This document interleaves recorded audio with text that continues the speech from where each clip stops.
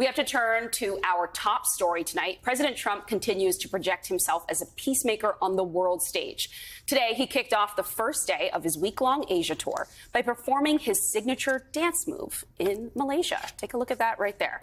He then presided over the signing of an expanded ceasefire agreement between Thailand and Cambodia at the summit.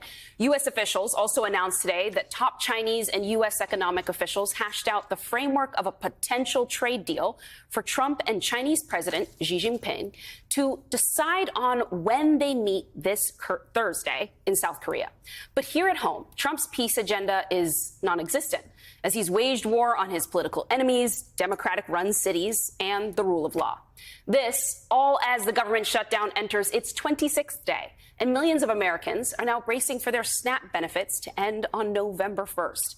And then there's Trump's recent fallout with our second biggest trade partner, Canada. Watch as Treasury Secretary Scott Bessent tries to defend the president's rationale for the feud. President Trump abruptly broke off trade talks with Canada and put another 10% tariff on Canada in response to an ad that the government of Ontario ran. It features former President Ronald Reagan. Why is the president setting trade policy based on a television ad he doesn't like? Well, Kristen, let's think about this. This is a kind of propaganda against U.S. citizens. You know, it's psyops. Why would the government of Ontario? I'm told that they have spent or were planning to spend up to $75 million on these ads to come across the U.S. border. So what was the purpose of that other than to sway public opinion? And, you know, it's some kind of propaganda that the premier of Ontario unilaterally launched.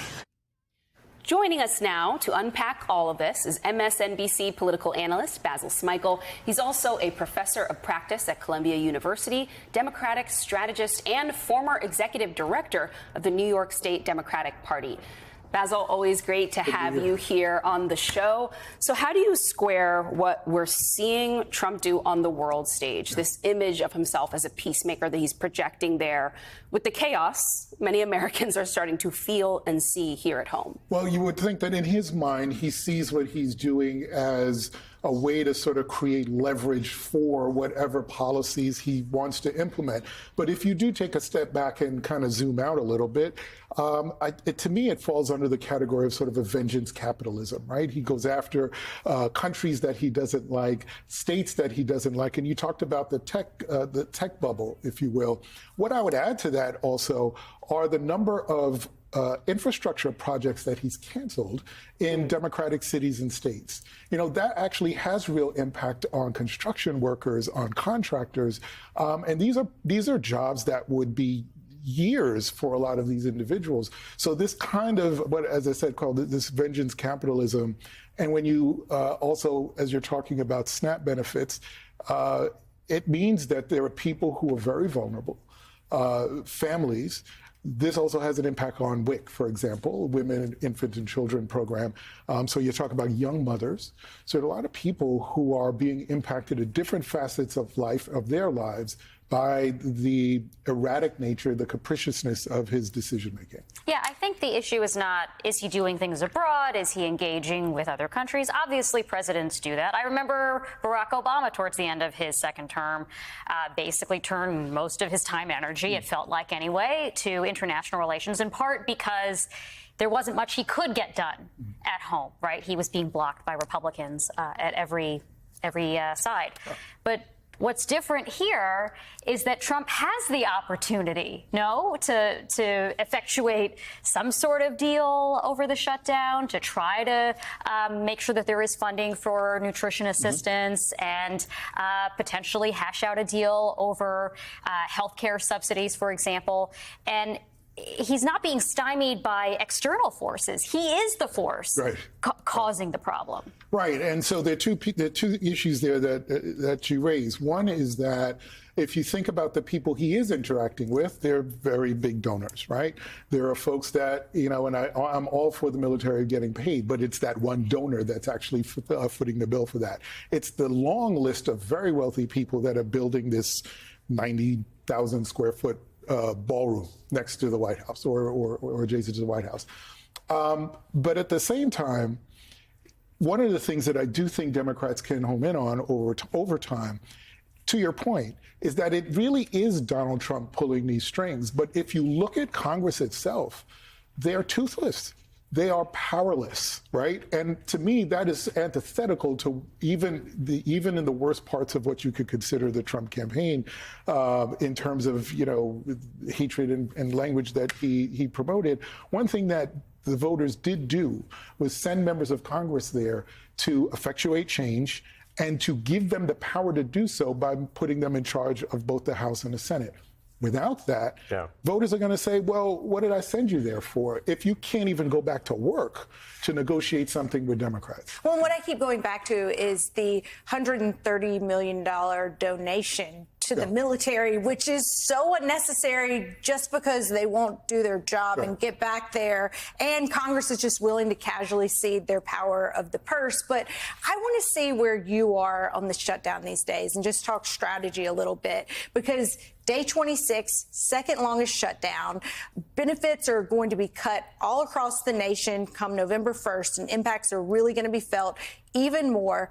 What is the game or the plan at this point for Democrats? Because they are not getting total blame, but they're pretty high up there. Basically, the polling is pretty mixed. It's that Trump gets the blame, Republicans get the blame, but, a couple percentage points lower, Democrats also get the blame. The political class is being lumped in together. Right. So where is the benefit politically for Democrats other than rallying up their most fervent supporters and the base that ostensibly should always be there with them no matter what, and is not going to abandon Well, them? I think you're right. If I don't have money for food, I'm blaming everybody. Yeah. I'm not going to be very specific.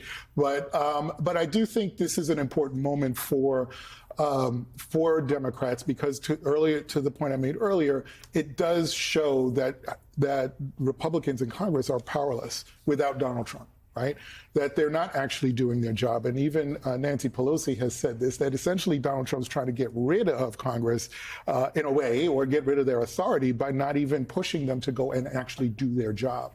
I would add to that, just something I've been seeing on a human level, which is that people are coming out to help feed and clothe their neighbors, right? It's sort of Americans putting America first, even if the president doesn't. And I think that's the split screen that's important for voters to see, that Congress is away, Donald Trump's dancing or he's playing golf, but your neighbor is coming out to help feed you. Your neighbors are coming out to help clothe you. The churches in your community are coming out to protect you against the ICE raids, right? It's this building of community, this creation of agency that I do think Democrats are in a unique position to provide. Yeah, I was going to say your point about how Mike Johnson probably is the biggest loser of this all, that might be what Democrats are really gaining out of. Well, I was going to say the most important negotiations that Donald Trump should be having right now is not with world leaders about trade and tariff. I mean, I understand that is important, but the most important negotiation he should be having every single day is at the White House with Democrats and Republicans to get the government up and running so that Americans who are working for the government get paid and not have to stand in food lines and not have to outsource the salaries of the military